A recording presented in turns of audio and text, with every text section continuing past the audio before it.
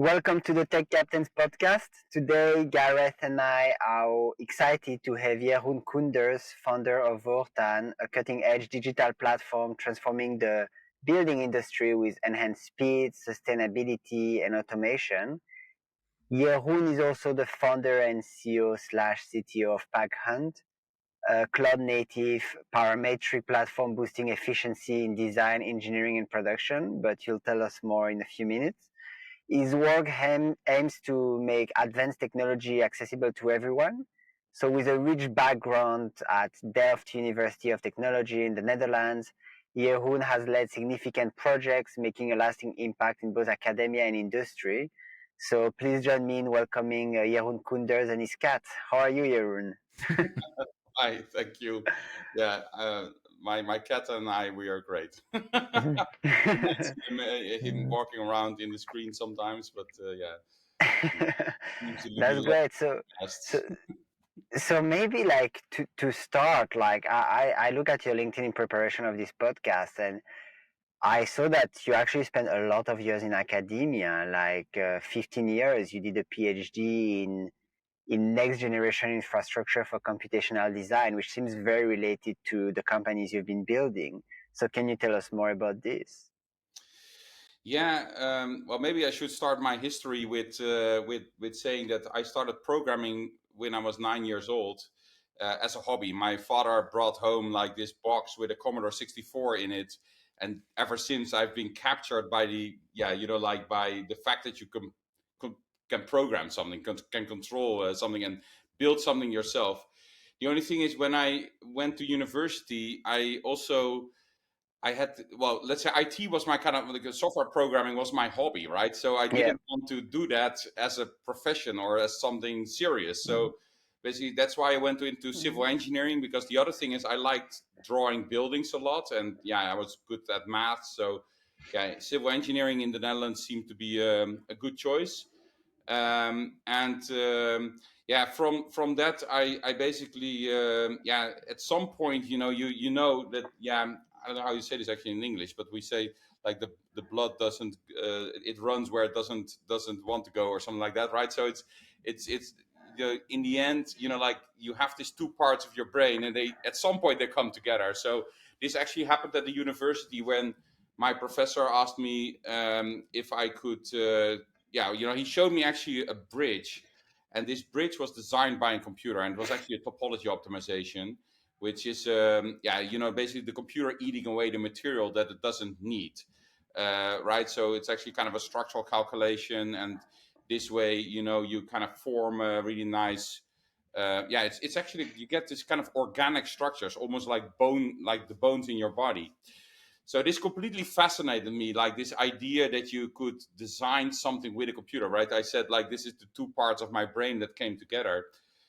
Yeah, and this actually led to this whole adventure into both academia and my professional career, because yeah um, it basically wasn't there yet, right? So designing with computers, it was very in the past, of course, it happened on a small scale, but I think I was really on the in the beginning, where both in academia and in industry, this started scaling up. So this is why also in academia I stayed on for quite a bit to teach students. I always love teaching and also researching at the same time, and this is also a little bit how I build my specialty. So what do you call computational design? Can you give an example? Yeah, maybe that is good to say. So computational design is kind of like a field that I was kind of like, I think, one of the founders in the world, together with maybe like 100 other people. It's basically architects and engineers at some point started using computers to design things. Before that, it was all paper, right? And you used things like computer aided design, CAD software to draw something, but it's more or less kind of like automating, or let's say kind of digitizing the manual process. But computational design, actually, we started really programming our designs, right? So, and programming tools and programming platforms, and this turns into this new kind of expertise where yeah we kind of try to build, to create digital engineers and digital architects, let's say. So so that is, I think, a field that at some point we started calling computational design. And nowadays, I think it's married a lot to the term parametric design also, which is these applications like Grasshopper, which are kind of no-code applications where you are able to kind of program your own logic, but without really programming. So more like using a visual way of programming. And this is much more closely related to the nature of architects and engineers, who have not been trained as programmers, right, or trained as software developers. I see. But they're visual creatures, right? They're people that are used to visualizing a picture or a design. Yeah, that makes sense. Yeah. But for me, this is really like, I think you also in your introduction you kind of mentioned this. Is like I forever have been, like trying to democratize technology. When I started with the Commodore 64, I always say like my mom couldn't do anything with that device, right? And if you now basically have your iPhone or whatever, like everybody can use a far more powerful computer. And I think this is what's going on in the end in the in engineering and architecture as well, is that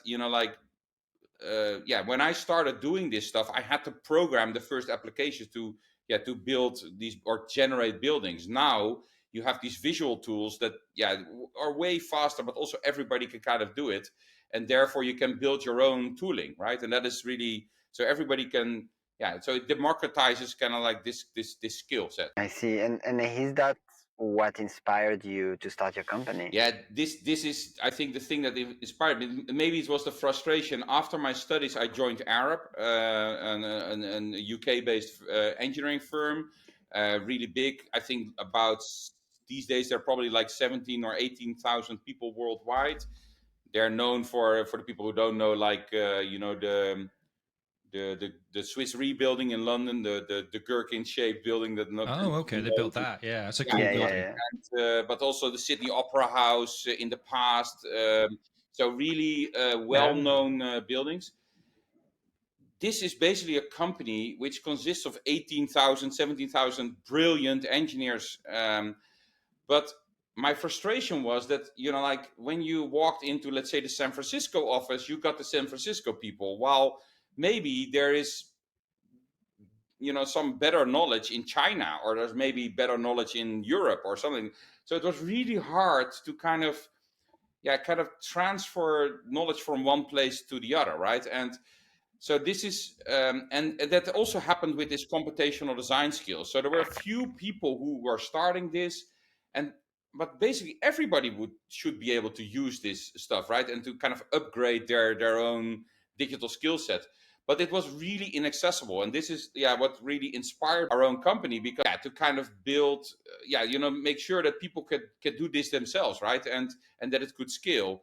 And this was also it was hard at an engineering firm to do that, because they have, of course, a different business model. They're not equipped to build software, right? But it was also like the inspiration, right? That at these engineering firms, we want to kind of use all this knowledge to actually make the world better somehow, right? And have a lasting impact on the world. But it was just so hard sometimes to actually achieve that. So can you explain, like, very concretely, like, what does Packhunt do? Yeah, so Packhunt is actually a platform where I mentioned Grasshopper. So Grasshopper is it's a modeling application. So but it is kind of confined to your own computer. So you build a model there of there's the cat is coming. You all see like that somehow they start loving you when it's least desired, and the rest of the time they ignore you. But so what Grasshopper does is you model your own building or your own. You can do many things, by the way. There's companies like Adidas, but also car companies use this software to design their products. So you can really design all the logic and all the knowledge around such a product in a digital model, but it's confined to your computer. And so what Packhunt does is it brings it to the web. So we basically allow people to build systems that you give access to through a login or through a website or something like that, so that actually other people can start using those models. So we build a lot of configurator systems publicly on the web, but also little design systems or engineering systems that produce data that you can use in factories, for instance. So, but it all revolves around this kind of parametric model, right, which contains all the knowledge. And the nice thing is about with Packhunt, and again, that is about this democratization. You could of course hire a web developer to develop such a system, or like some company that develops systems. But then you require programmers. You do not own the knowledge yourself, right? So what our customers can do, they can build and own the knowledge themselves, and then actually expose it through a platform themselves. And this gives them a lot of ownership over their own product, their own knowledge, etc. Because in the end, in companies, this is of course an asset, right? And if you have a company like an engineering company, all they have is the people and the knowledge that is in the heads of those people, right?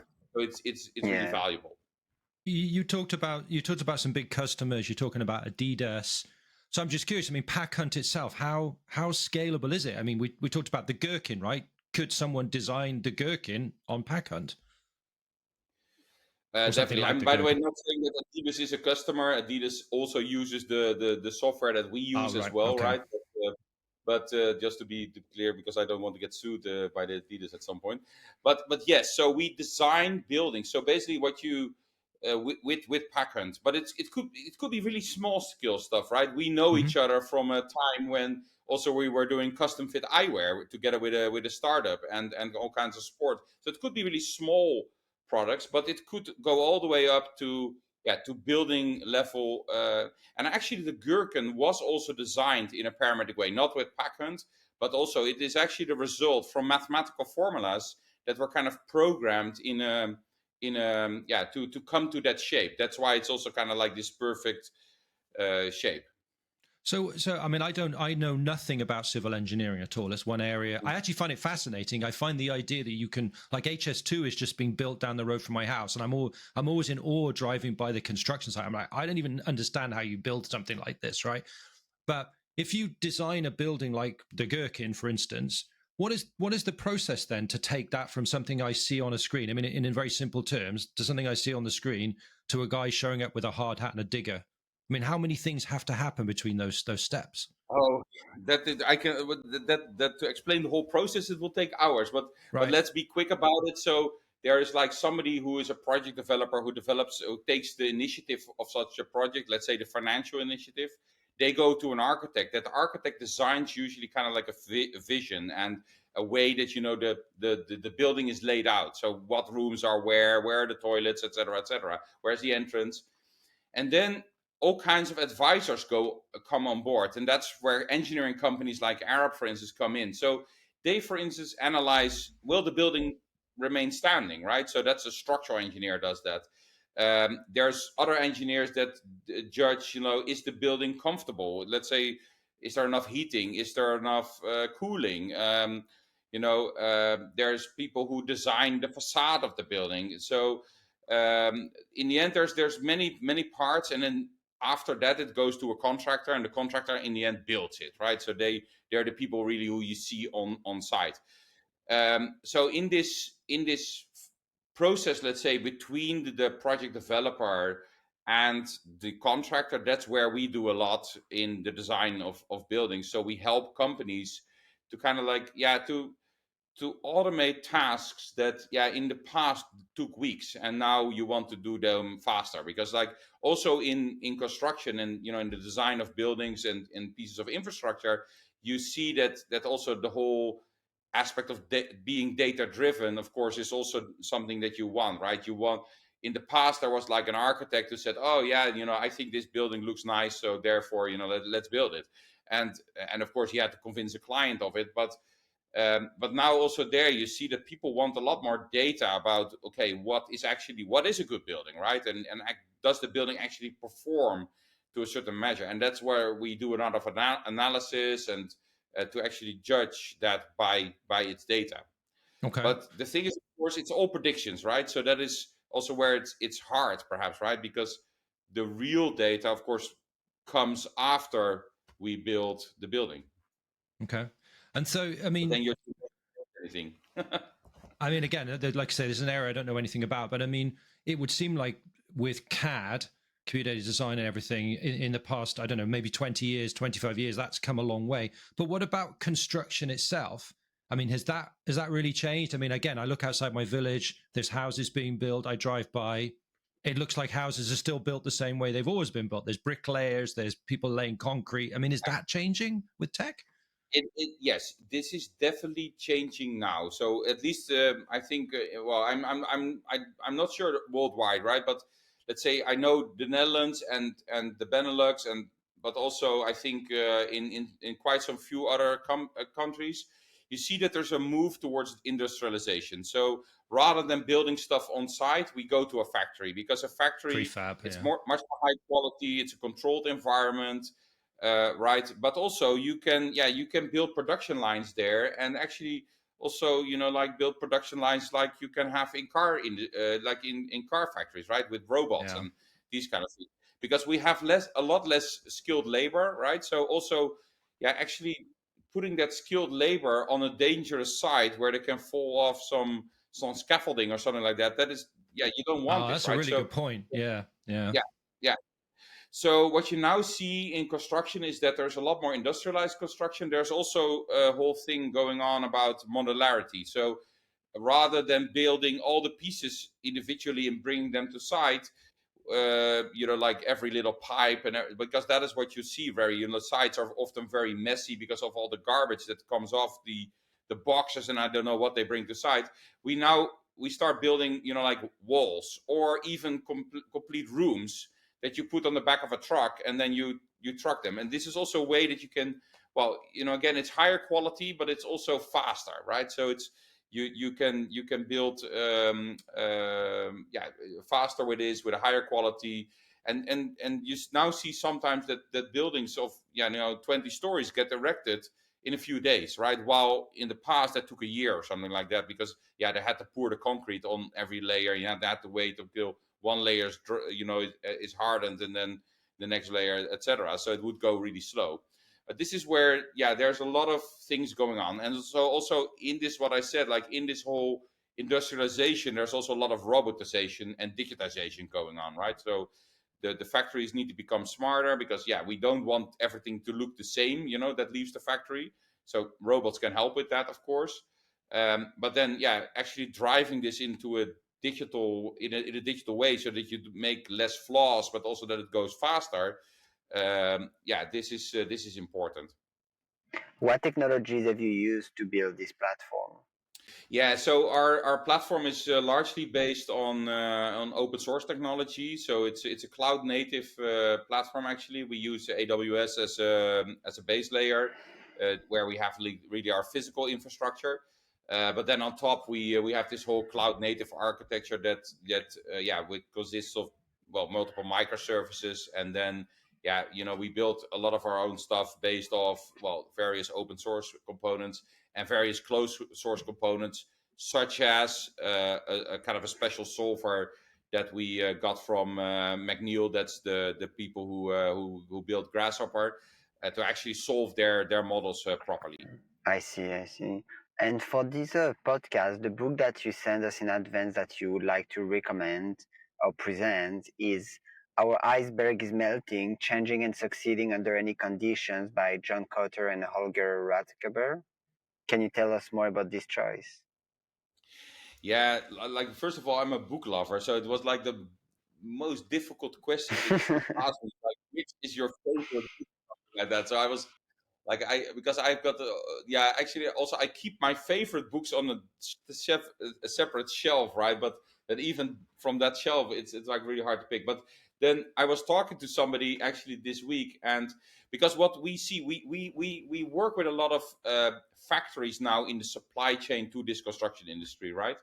And what you see, like, it's a change process, and that is actually what a lot of companies now I think in general are struggling with. We see this everywhere. We want to digitize, we want to make this digital transformation, but the funny thing is it's not a technology problem.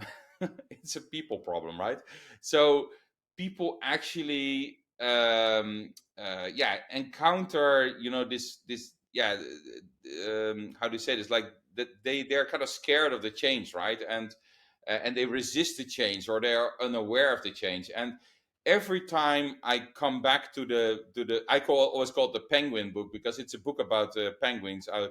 Everybody, I think you have to buy it and read the book, right? It's like it's a book about a group of penguins, and their iceberg is melting, and kind of half of the colony is kind of in denial about this, and there's a group of penguins who tries to kind of convince the others to change, and they but it's all based on a kind of a change management strategy, and but it's actually really funny if you read the book that and you walk into, let's say, an average factory or something like that, how much you recognize. You can basically point out the different penguins in the different people, right? It's like, and actually dealing with that change and recognizing this. This book has been so, I find it funny, but it's also so It insightful. does sound like a funny book that's also with Yeah, a bit of yeah, wiseness. exactly, yeah. Yeah, well, it's interesting, isn't it? Because we've had a few discussions. In fact, we've got a podcast coming up where we were talking about like the most important skills for a leader to have, right? And communication comes up a lot. But I think also probably this, to the point of this book, right? I'm guessing around consensus building, where you're trying to convince on a change. Is that what it talks about? Yeah, well, there's actually there's multiple versions of the book. So you kind of have the book that contains like really the story, right? And literally, it's like almost like a children's story about the penguin group, and you kind of read it, and it's like it's funny. But then there's like a book that you can read with it, which actually contains kind of the theory, right? And Okay. yes, but it is. I think it's about um, recognizing that there's a layer in companies that are kind of resistant to change, right? And that is so complacency, right? That is kind of the thing you have to beat, right? But one is, okay, try to build a consensus, but it's also not everybody, will actually go along with it, and you also have to deal with those people if you want to reach the change. And that, again, there's funny stories in the book about how they're dealing with different individuals in the end in the group. So there's some in denial, right? They have deal with them in a certain way, but there's also, like, I think there's one they kind of call the professor or something like that, which is like this typical, know it all, right? Know it better type person, and also that they deal with it with them in a certain way, right? So and actually in the end to try to make everybody aware, to create the urgency also around, okay, something is going on, you might not see it, but you, let's say there's a kind of an urgency, but then also in the end how to and then kind of how to initiate and kind of walk through that change. So and again, the thing is, I for a long while I kind of bought a stack and of those books, and I was just kind of like giving them out to whoever wanted them. But actually, when I was talking this week to this person, and they told me and said, I've got this stack of books, and I give them away. And I said, like, is it the iceberg is melting? And it's like, yes, that's exactly the book. So I'm not the only one doing that. It's so funny You're that not the only one doing that. people doing Yeah. that around the world. So that's I thought, okay, Yeah. that's the book we have to recommend to everybody, right? I was laughing when you said you have your favorite books organized together, because like you, I'm a big reader. I always have two books I'm reading at the same time, one fiction, one non-fiction. But the shelf you can see there, that's all my favorite books. They're all organized there. So you're not the only person doing that either. And then the question I was going to ask you, so you have a case study on your website, I guess with a company called Neolithic, which is very cool. So they're building stairs using 3D printing prefab concrete components. And I thought that's really cool. So you and we met each other, as we were talking earlier, at a company I was working at that was doing 3D printed solutions, right? What is that tech like now in terms of printers for, much, much bigger, prefab pieces of concrete? I mean, how big is this stuff got now? I think it's still growing. Let's say I think when we met at the time in construction, there was really startups, and you really saw. I always say, like, everybody was playing with the robot arm, right? And so they were all kind of focused on just that, and there was no production going on. It's all experiments. What you now see, I actually visited here in Delft. I visited a company yesterday that actually they're called Seed. They for instance have really they kind of sell the printers now. So if you have a production facility, you can buy the printer as a kind of like one-stop thing, right? And they also have their own really big printer building factory, but also they produce like demo pieces and these kind of things. In the Netherlands, you now have a few companies that actually also do large scale concrete printing pieces. So like Neolithic is one of them. So basically what you see there is now if there's like a municipality or something who has a dike, and they basically, of course, has a certain inclination, right? So, and it's always different. So what you do is like you go, and that's actually our role. So you actually go on the website, you basically fill in your inclination on how long the stairs need to be, and then with Packhunt, Neolithic kind of generates what the staircase will look like and what it will cost, etc., etc. So we generate a full digital model, and then they bring it to the printer, and then they print it in 3D and that it basically what you said, like it's then concrete printed staircases. And they seem to be producing quite a lot of these things now. So it's now getting slowly to a more industrial scale. I wouldn't say that this is common practice. Like I think probably if you would take the market share of something like this in the whole construction industry, it's probably insignificant. But you see that it is coming, and I think 3D printing is of course one thing, and large scale 3D printing is another. But you see that there's a lot more robotization in general is going on, because you also of course have all the methods where you either mill something or these kind of things where you also employ robots to or do certain deformations, for instance, with robots, or assemble things with robots. That's also what's going on a lot. And I really see that there's now a lot of steps going on in the industry there. I was amazed just seeing that machine, and actually I was amazed how quick it was. It looks pretty fast in the video. It cannot be too fast, because then the concrete is not hard enough, so it will literally just drop to the ground. Okay. But they can also not be too slow, because then it hardens too much and it will not bind together anymore, because then you have all kinds of, basically you have loose layers. So it's also like a really special science to just get it right. Wow. Yeah. Okay. Amazing stuff. Right. So before we finish, Jeroen, can you maybe tell us more about Voortann, your latest company that you recently started? So Voortann actually means from now on in Dutch. And in Holland, we have a big problem and that's that we need 1 million houses by 2030. And so that's about 100,000 houses a year for the past years. But the last years, we only did about 70,000.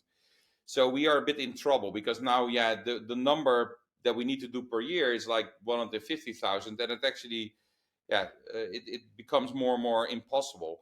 In the same time, we need to become more sustainable, right? We need to become more circular, right? Because the construction industry basically is responsible for a lot of waste, right? And using the wrong materials and depleting, the materials of the earth. So there's this big transition going on, and so we thought, okay, maybe we can employ our Packhunt technology to actually really help to speed up this problem. So at the moment, if you design, let's say, a city or a part of a city, it takes weeks, years, months, right? And because of all the different steps, etc. And it's also like, okay, so a project developer or something like that, they go in and ask for a design, and then an urban planner goes and designs something like this. It takes weeks, but then also all kinds of companies follow that actually have to say something about, how much, how sustainable is this? Well, how much will it cost? Like how much heat is it generating? Well, et cetera, et cetera. Is in the end, you want to know these things to judge if it will be a nice city in the end, or a nice part of the city. So actually, to speed this up, we thought, okay, what if you have digital tools where you can more or less kind of put this together, on a digital design system. So what we're doing is we're kind of trying to rally the construction industry, but also the real estate industry around this initiative, Voortann. So to really from now on do things differently. So rather than fighting each other, being slow with analysis, etc. We try to really, collaborate around doing this in a digital way. And so this is where, our new company now tries to launch, well, both a platform to enable this, but much more, I would call it like almost like a movement, right? We really try to work with the companies. We're not, sometimes, the digital industry, of course, is kind of accused of, replacing people, right? But we want to not replace people or replace companies. We want to enable the existing companies to do their work in a digital way. And this is also, again, really about, from now on doing it differently, right? So let's not fight each other. Let's do it together in a really open collaboration. So that's really what the whole company is about. That's very interesting, and for everybody willing to hear more about it, like please visit the links and the LinkedIn page to find the website of Jeroen. So Jeroen, thank you very much for joining us today. You're welcome. And for everybody else listening, we'll be back in 2 weeks. Bye bye.